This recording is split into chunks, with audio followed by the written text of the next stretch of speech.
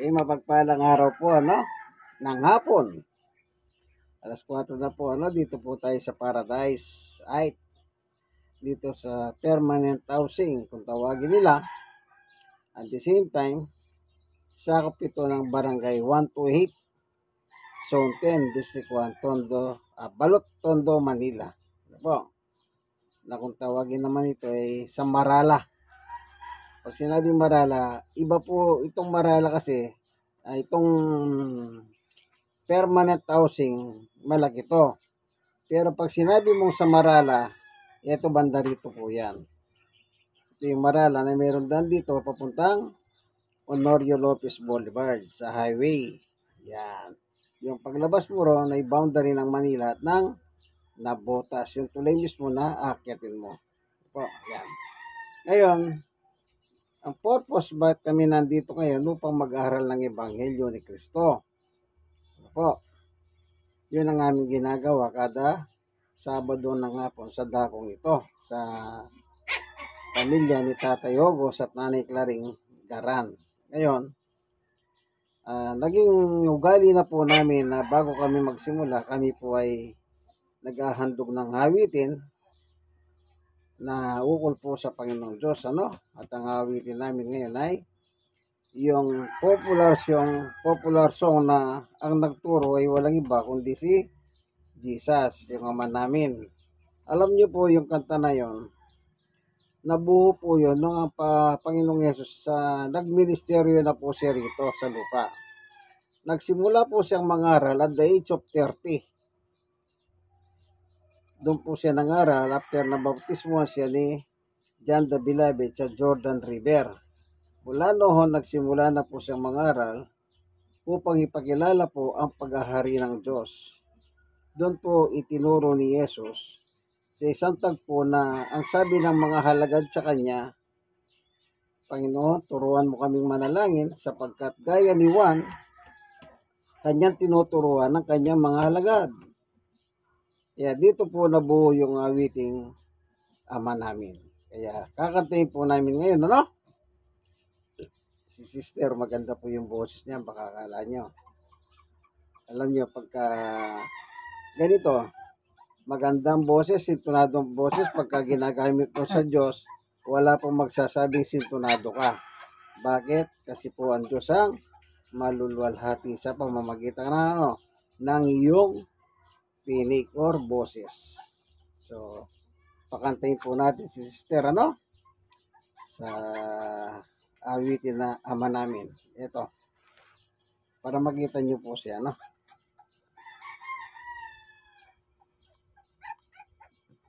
Ama namin, sumasalangit ka, sambahin ang ngalan mo, mapasa amin ang kaharian mo, sundin ang loob mo dito sa lupa para nasa langit. Bigyan mo kami ngayon ng aming kakanin sa araw-araw at patawarin mo kami sa lahat ng masama. At wag ganito yan. Patawarin mo kami sa lahat na nagkasala sa amin. At wag mo kami ipaintulot sa tukso at iadya mo kami sa lahat ng masama. Yan. Okay? Nakita niyo po, Alam niyo yung awitin mo ang Diyos. Hindi mo pwede sabihin, ay, sintonado ko. Hindi. Pagka umahawit ka sa Diyos, yan ay kagalakan para sa Diyos. Ano po? Kasi, ang buhay natin buhay natin, yan ay paghahari ng Diyos at dapat lamang na gamitin natin sa Diyos upang magbigay ng kalwalatian sa Diyos. Okay, ganito po yan. Tingnan natin yung sinasabi ng ating Panginoong Yesukristo. Ayon sa 1. Tingnan natin ang sinabi ni Jesus. Dito sa libro ng 1:14-13, meron siyang binanggit si Jesus dito, ano? Pansinin ninyo ang kanyang sinabi rito ay eto. Sister, basahin mo yung 13 lang, ha? Yan, yung 13 lang dyan. Nakita mo na ba? Yung 30. O, 13. Okay, what?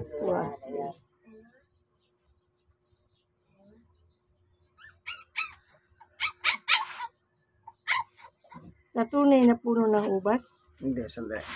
Saan po ba dito? Ay, huwag mo pakakawalan. Baka kain ng bato. Pakakawalan. Ito, Okay. 13. Okay po. At anumang hilingin ninyo sa ngalan ko, gagawin ko upang walhatiin ang Ama sa pamamagitan ng anak. Yan. Ang sabi ni Jesus dito po, ano? Tingnan niyo po, ha? Tayo bilang tao. Tayo. Pero sinasabi ni Jesus dito ay, at anumang hilingin ninyo sa pangalan ko ay gagawin ko upang luwalhatiin ng Ama sa pamamagitan ng anak. Baka kain ng bato. Ang si Jesus Christ, sa pamamagitan niya, kailangan po na luluwalhati ang Diyos sa pamamagitan niya. Ano po? Ibig ko sabihin, dahil sa pangalan ni Jesus, ang Diyos po ang naitatahas. Ya, parang ganon. Hindi po alintana ni Jesus na yung kanya sarili ang itaas. Kung hindi ang itataas po sa pamamagitan niya ay ang Diyos. Kasi yun po ang Diyos eh. Kita niyo? So pinagkikita lang ni Jesus dito. O, ano sabi niya? At anumang hilingin ninyo sa pangalan ko. Pangalan ko. Hindi po pangalan ng sinumang mga santo or santa. Ano? Gagawin ko. Ibig sabihin, ano man yung iniling mo sa pangalan niya, gagawin ko sabi niya, upang luwalhatiin ng Ama sa pamamagitan ng anak. Ngayon, tignan natin yung sinabi ni Apostol Pablo. Dito natin mapagkakakilala na tayong mga tao po pala. Itong ating sarili, katawan natin, paghahari, kung sino nagmamayari. Ayan. Dito. Ito. Yung 16 at saka 19. Unang Korinto, chapter 6, 19 and 20. 16, 19, 20. 19 at saka 20. Wala po dito. Ito. Ayan yan.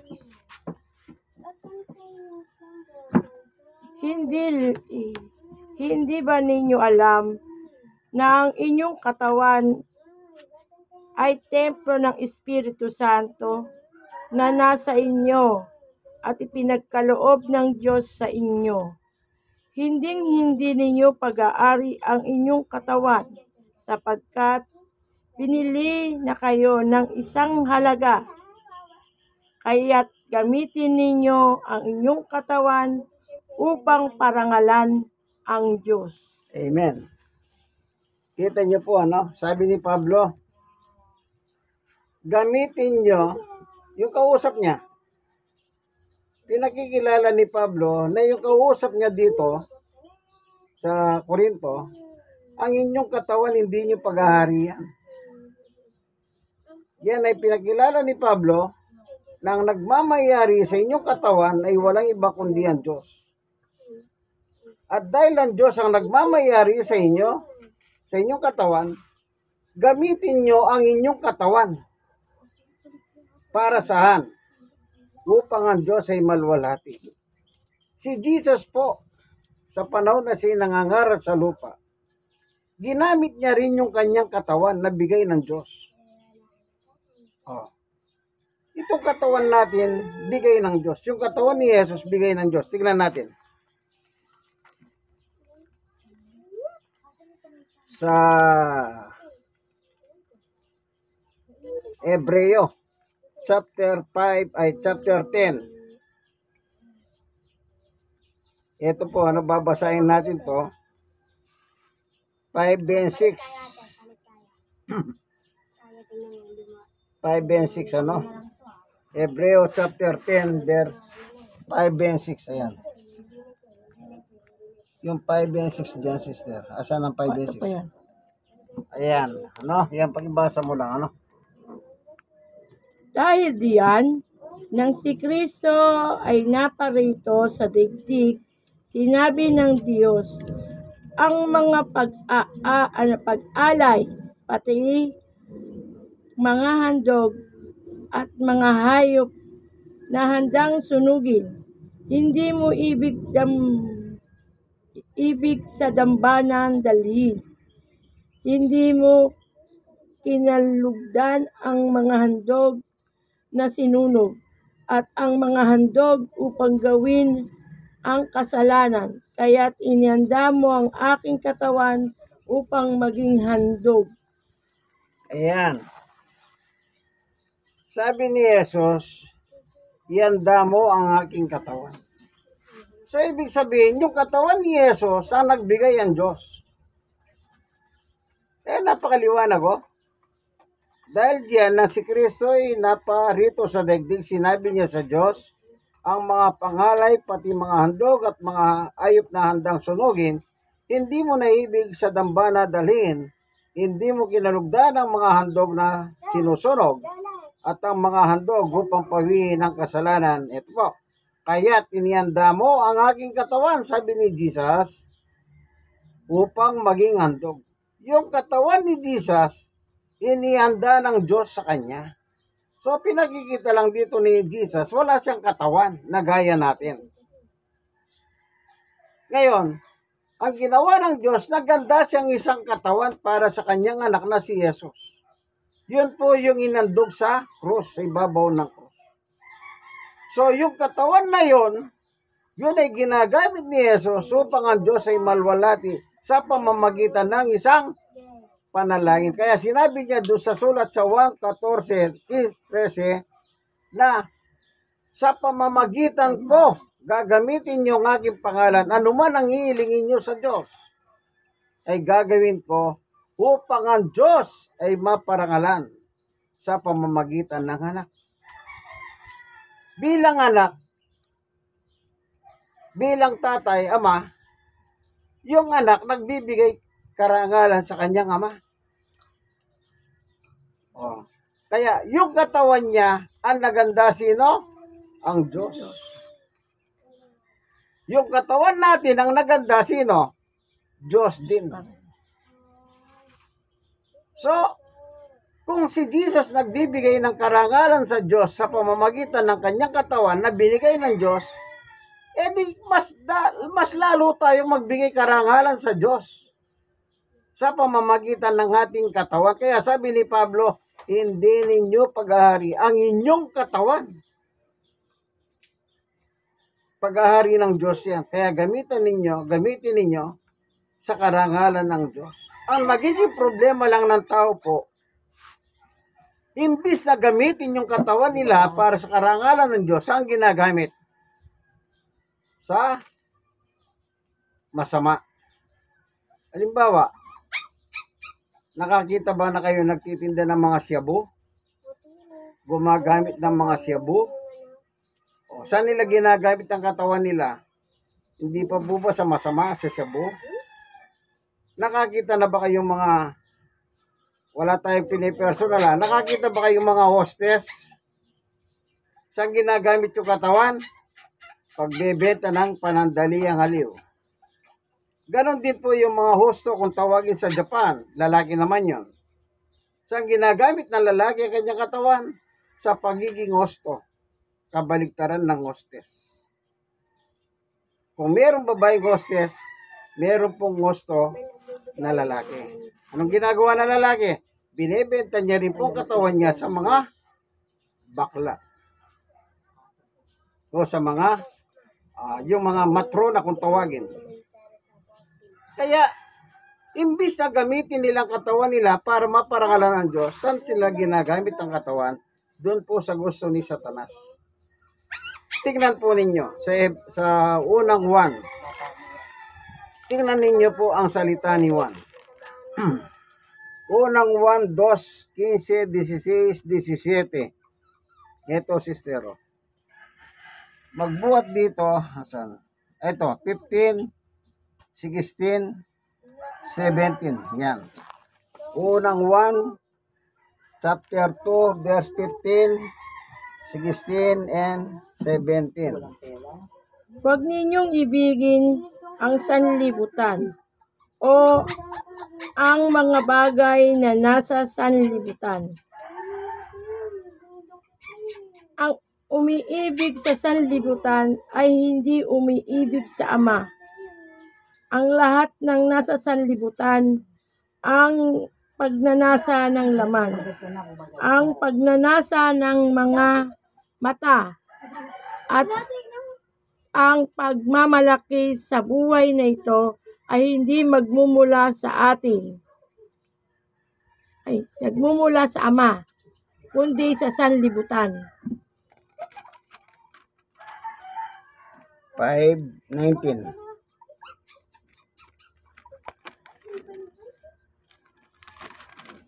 Tignan mo yung 19 dyan, sister. Opo. Ang bawat sumasampalataya, Dito, yung 19. opo, ito nga po 19. Ito 19 po. Yan ang babasahin mo, yun lang. Ay, yun 19. O, yung unang 1, 5:19. Okay po. Alam natin, excuse me. Alam natin tayo sa Diyos.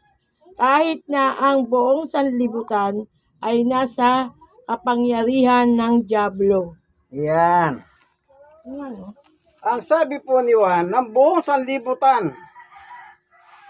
Ano sabi niya? Ang buong sanlibutan nasa kapangyarihan ng dyablo. Kaya ang warning ni Juan, huwag nating iibigin yung nasa sanlibutan. Ano po yun? Mga bisyo. Mga mundong bisyo. Yun po sinabi ko. Shabu, hostes, osto. Yun lang ang binanggit ko, pero lahat ng nasa sanlibutan, hindi lang po ganun. May sugal, alak, kung ano na, mga illegal. Yan ang sinasabi ni Juan. Huwag niyong ibigin. Ibig sabihin ng ibigin, huwag mong yung sarili mo may involved sa kamunduhan. Di po ba? Pag ang lalaki umibig sa babae, anong nangyayari? Yung katawan niya, inaandog niya sa babae. Yung babae, inaandog niya ang katawan niya sa lalaki. Kaya ginamit po si salitang, huwag mong ibigin, sabi ni Juan. O, hindi po ba lalaki babae? Di ba? Anong pagitan dyan? Pag-ibig. Di po ba totoo yan? Yeah. Kaya sinabi niya, yung mga makamundong pagnanasa, huwag mong mamahalin yan. Huwag natin gagamitin itong katawan na bigay ng Diyos sa kamunduhan. Kasi po, walang karangalan ng Diyos dyan. Kundi ang gamitin natin ang katawan natin upang ang Diyos ay maparangalan. Pero anong ginagawa ng tao? Yun nga po, nabubuhay sila sa kamunduhan, sa bisyo. Alam niyo naman po ang bisyo, nagpapasaya ng laman. Kaya sinabi ni Juan, ay napakaliwanag ang turo ni Juan eh. Oh, ano sabi niya? Oh. Tingnan natin. Ang lahat ng nasa sanlibutan ng pagnanasa ng laman. Di ba pag nakakita ka ng maganda, ay ang ganda nito. Iba ng takbo ng utak. Oh. Sino ang sumasaya? Itong laman mo. Halimbawa, hostess ka. O kaya, nakatagpo ka ng hostess na maganda, nakipagtalik ka. Anong nalalasap ng katawan mo? Di ba masaya ka? Masaya ka. Kahit na-hosto ka. Masaya ang katawan mo. Ito'y sinasabi. Ang lahat ng sasalibot ang pagnanasa ng laman. Itong laman na ito, nasisiyan po. Kasi nga, nagagamit ng dyablo. Ano pa sabi niya? Ang pagnanasa ng mga mata. Hindi po ba? Pagka nakakita kayo medyo di ba masayang mata nyo? Yung mga bagay na nakapagpapasaya sa mata. Totoo yan. Kaya yan ang binabala ni Juan. Huwag nyong ibigin. Ibig sabihin, huwag mong i-involve ang katawan mo sa mga bagay na yan. Sapagkat walang karangalan ang Diyos diyan. Kundi ang napaparangalan mo ngayon ay walang iba kundi ang dyablo. Ang dyablo ang masaya sa iyo, kaibigan. Hindi ang Diyos. Pero kung gagamitin mo ang katawan mo, yung gusto ng Diyos, ang Diyos ang mapapasaya mo. Paano mo mapapasaya ang Diyos? Narinig ninyo si sister, umawit siya ng Ama Namin. Oh, Ama namin, nasa langit ka, sambahin ang ngalan mo, mapasahamin ang kaharian mo, sundin ang loob mo dito sa lupa para nang sa langit. Para maparangalan mo ang Diyos, sundin mo ang kalooban ng Diyos. Gaya ni Jesus Christ, sinunod niya ang kalooban ng Diyos hanggang sa kamatayan sa krus. Oo, hanggang kamatayan sa krus, siya'y naging masunurin.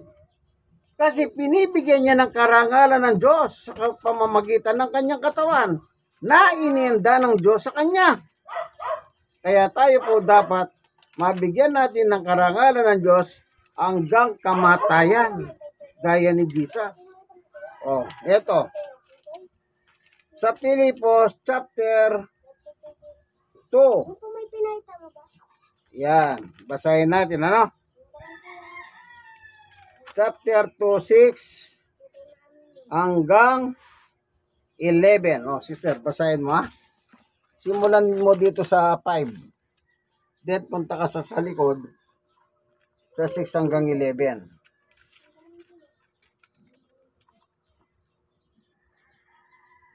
Naway magkaroon kayo ng kaisipan na tulad ng kay Kristo Jesus.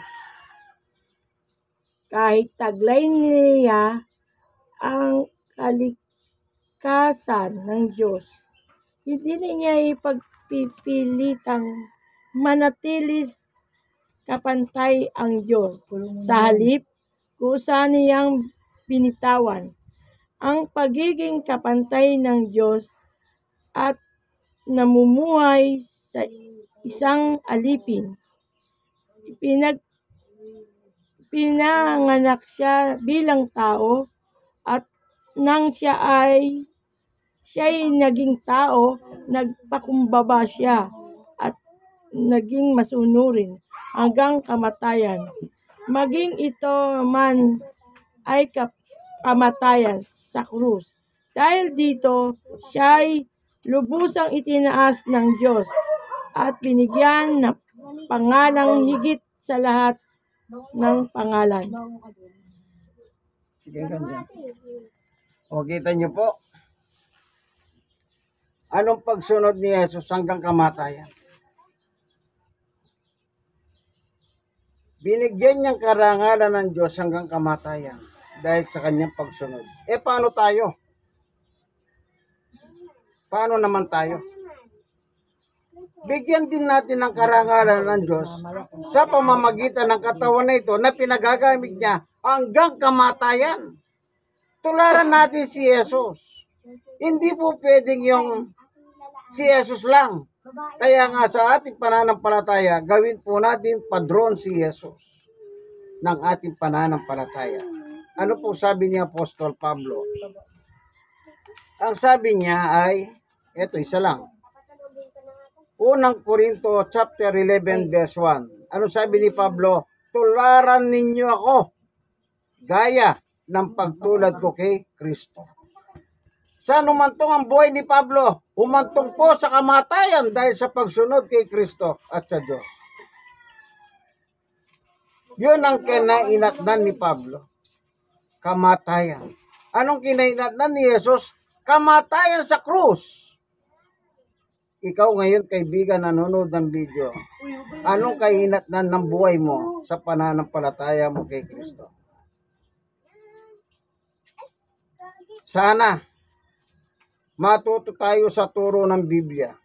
Matuto tayo sa binigay na halimbawa ni Jesus. Matuto tayo sa halimbawa na binigay ni Apostol Pablo. Dapat maging gaya nila tayo. Maging masunurin tayo hanggang kamatayan. Opo. Mas maganda yung mamatay na lang tayo na sumusunod tayo kesa mamamatay tayo walang karangalan ng Diyos sa atin.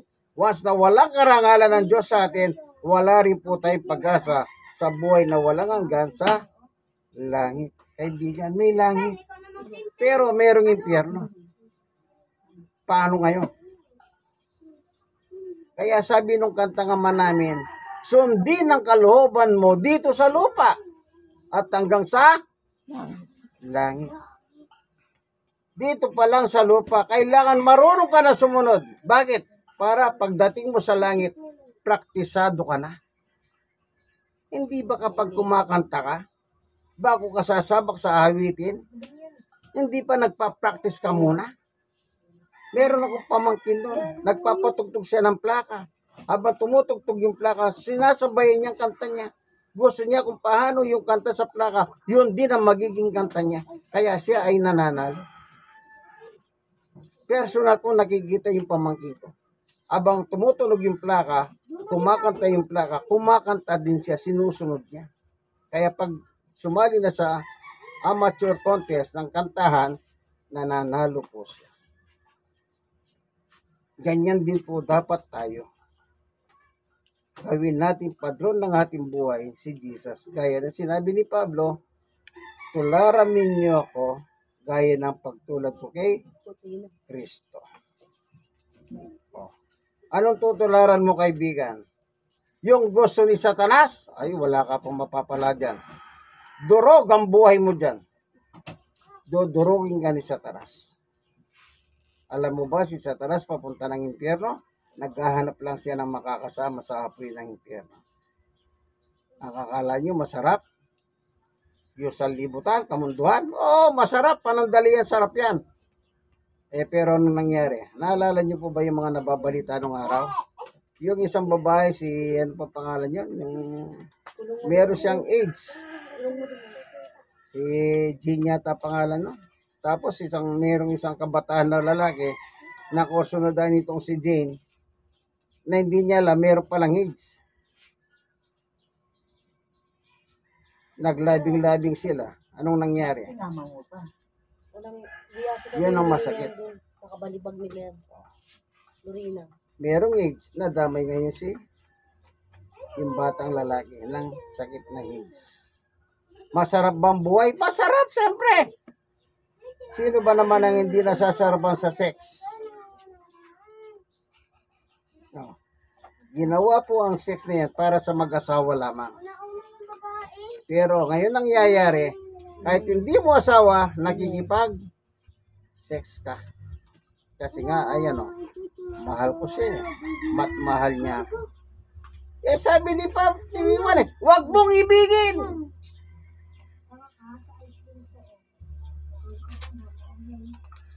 Inibig mo. Anong nangyari? Nabulaga tayo. Isang araw, namalayan natin ang ating palang buhay ay nasa kapangyarihan na ng diablo. Pero buti na lang mabait ang Diyos. Bakit? Handa tayo tanggapin ng Diyos. Magtapat lang po tayo sa ating mga kasalanan. Panguli. Kasi nasa laman pa po tayo. Tandaan nyo, nasa laman pa kasi tayo. Eto, ang sabi po ni Juan, kapag nagsisi ka, hinamin mong kasalanan mo, tiyak na yun, patatawarin ka ng Diyos. Eto, sister. Yung 9 lang, hanapin mo yung 9.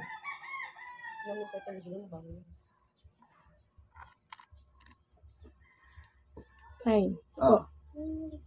subalit kung pinayagan natin ang ating mga kasalanan, patatarawarin tayo ng Diyos sa mga ito at lilinisin tayo sa lahat ng ating kasalanan sapagkat siya ang tapat at matuwid. Ayan. Ano sabi ni Juan? Was na inamin natin ang kasalanan natin sa Diyos. Anong sabi niya? Makakatiyak tayo na ano? Patatawarin tayo. Amen. Ganyan po kabuti ang Diyos. Lahat gawin mo na. Patatawarin ka pa rin ng Diyos. Kasi mahal po tayo ng Diyos. Kahit gaano po tayo kasama, mahal na mahal pa rin tayo ng Diyos. Bakit tayo mahal ng Diyos? Kasi po, nilikha niya tayo, kaya mahal niya tayo. Tandaan niyo po yan. Hindi pa po uli ang lahat. Panahon na ng pagsuko kay Jesus. Suko po natin ang buhay natin sa Kanya upang siya po ay magari sa ating buhay. Okay? Awit muna tayo ngayon uli, ano? Awit po si sister ng Kordero ng Diyos. Yan. Kordero ng Diyos na nag-aalis ng mga kasalanan ng sanlibutan. Maawa ka, maawa ka sa amin. Kordero ng Diyos na nag-aalis ng kasalanan ng sanlibutan. Ipagkaloob mo sa amin ang kapayapaan. Salamat po, Panginoon Diyos, sa iyong turo at aral sa amin patungkol sa kalwalatian na nakasulat sa Biblia. Ang naging sentro si Jesus Christ. Dapat kami maging tulad niya sa pagbibigay kalwalatian sa iyo. Salamat po. I-bless mo po ang bawat isa ngayon na narito, maging ang mga nunod ng video ito. Sa ngalan ng Panginoong Yesus. Amen. God is good all the time. Like and share. Share and share po tayo at mag-subscribe po kayo. Minsan pa, ako po inyong kaibigan kay Jesus, Brother Manny Bautista. Nandito po tayo sa may Marala, sa may permanent housing. Barangay 128, Zone 10, District 1, Balot, Tondo, Manila. God bless us all po. Bye-bye.